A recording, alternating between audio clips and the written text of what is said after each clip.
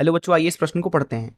एक मनुष्य का हृदय प्रति मिनट 4 × 10⁻³ मीटर क्यूब रक्त के धमनियों के माध्यम से 0.13 मीटर रक्तचाप अर्थात ब्लड प्रेशर पर शरीर के विभिन्न हिस्सों में संचारित करता है। इस प्रक्रिया को सतत बनाए रखने के लिए हृदय द्वारा उत्पन्न की सामर्थ्य की गणना अश्व शक्ति में कीजिए। बोला जा रहा है रक्त का जो घनत्व है वो है 1.03 × 10⁻³ किलोग्राम प्रति मीटर की घात 3। जी का मान बोला गया है 9.8 मीटर प्रति सेकंड का वर्ग और बोला जा रहा है एक अश्वशक्ति होता है 746 वाट के बराबर। आइए इस प्रश्न के मुख्य अवधारणा की चर्चा करें। मुख्य अवधारणा अवधारणा चलिए, मान लीजिए एक पाइप है हमारे पास में से जिसमें से कोई द्रव प्रवाहित हो रहा है। मान लीजिए ये पाइप है, इसमें जो है द्रव प्रवाहित हो रहा है। मान लीजिए कुछ इस दिशा में, उसकी गति मान लीजिए v है और यहाँ पे अनुप्रस्थ काट क्षेत्रफल मान लीजिए कि a है। तो इस पाइप के किसी भी अनुप्रस्थ काट क्षेत्रफल से गुजरने वाला जो द्रव है उसका आयतन जो होगा प्रति सेकंड प्रवाहित होने वाला, उसको अल्फा से अगर प्रदर्शित करें तो ये है प्रति सेकंड प्रवाहित होने वाला आयतन किसी भी एक अनुप्रस्थ काट क्षेत्रफल से, अर्थात कितना मीटर क्यूब आयतन प्रवाहित हुआ प्रति सेकंड किसी अनुप्रस्थ काट क्षेत्रफल से। इसका मान यहाँ पे होगा AV के बराबर और मात्रक होगा मीटर की घात 3 प्रति सेकंड। तो ये पहली चीज आप समझ लें। दूसरी चीज आप ये समझें, जब भी आपको किसी द्रव के सापेक्ष उसकी लंबाई के हिसाब से दाब दिया गया हो तो आप उसको किस तरीके से निकालोगे। मान लीजिए ये एक शीशा से कांच से बना हुआ स्तंभ है, इसमें मान लीजिए h ऊंचाई तक द्रव भरा हुआ है कुछ इस तरीके से, और यहाँ जो दाब है वो मान लीजिए 0 है।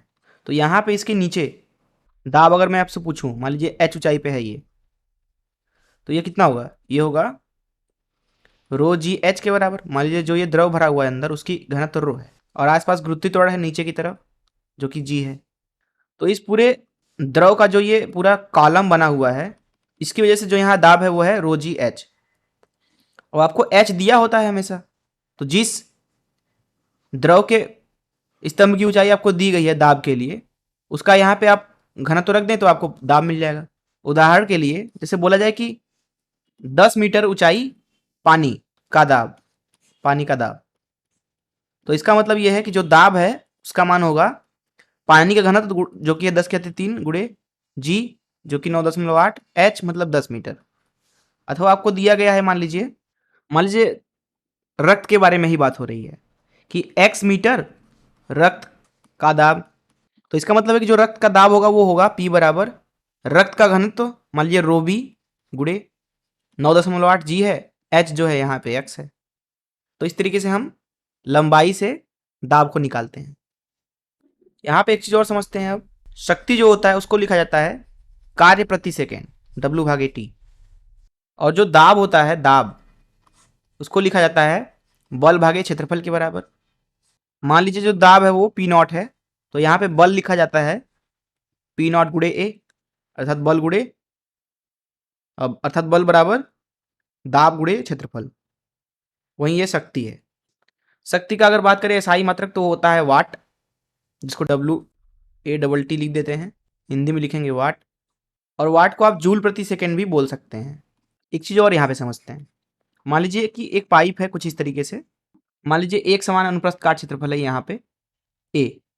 अब इसमें से मान लीजिए कुछ इस तरीके से द्रव प्रवाहित हो रहा है कुछ इस तरीके से। यहाँ पे द्रव के अंदर मान लीजिए जो दाब है वो P है और मान लीजिए V गति से ये द्रव प्रवाहित हो रहा है। अब क्योंकि जो द्रव है वो इस दिशा में प्रवाहित हो रहा है, इसका मतलब है कि इधर का दाब ज्यादा होगा और इधर का दाब कम होगा, बिल्कुल विद्युत धारा की तरह।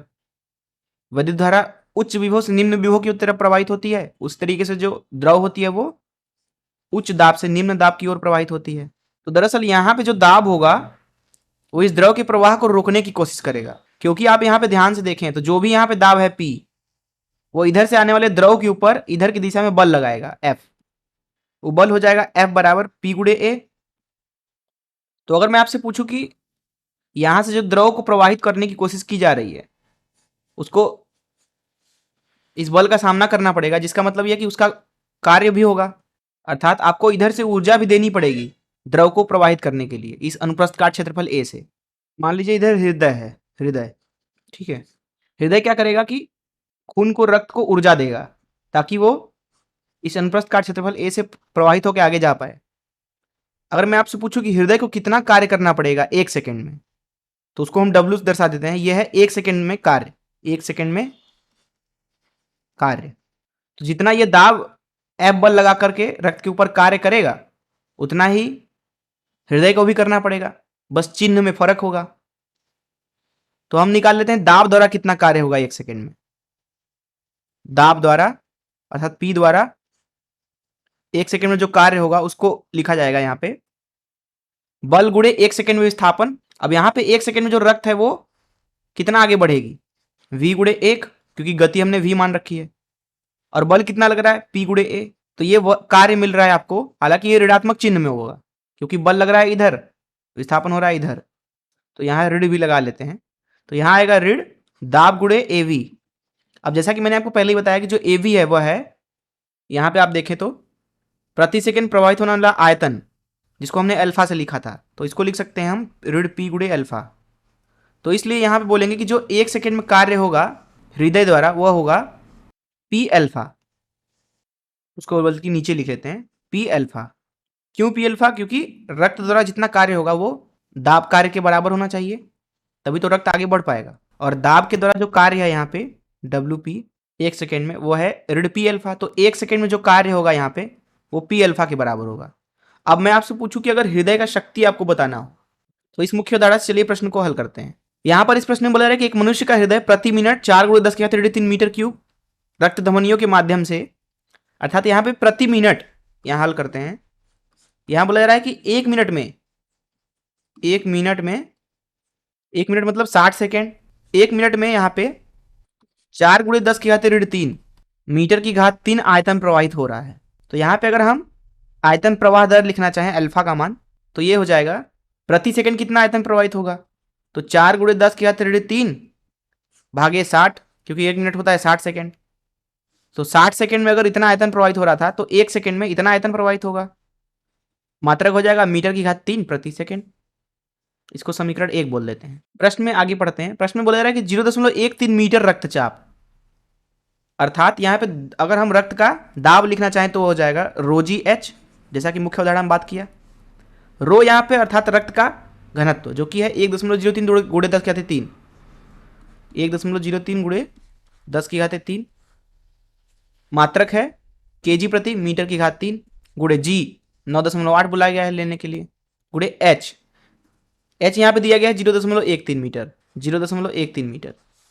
तो ये हो गया दाब, इसको समीकरण 2 बोल देते हैं। और आगे पढ़ते हैं। बोला रहा है इस प्रक्रिया को सतत बनाए रखने के लिए हृदय द्वारा उत्पन्न सामर्थ्य। अब देखिए हृदय द्वारा जो सामर्थ्य होगा, जिसको हम P0 बोल देते हैं, यह हृदय का सामर्थ्य, ये दरअसल क्या है, यह है कार्य प्रति सेकेंड।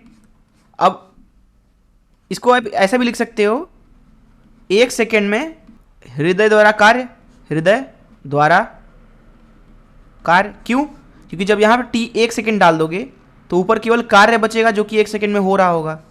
अब हमने मुख्य उदाहरण में 1 सेकेंड में कार्य के बारे में बात किया था जो कि था P अल्फा। P था दाब और अल्फा था प्रति सेकेंड कितना आयतन प्रवाहित हो रहा है।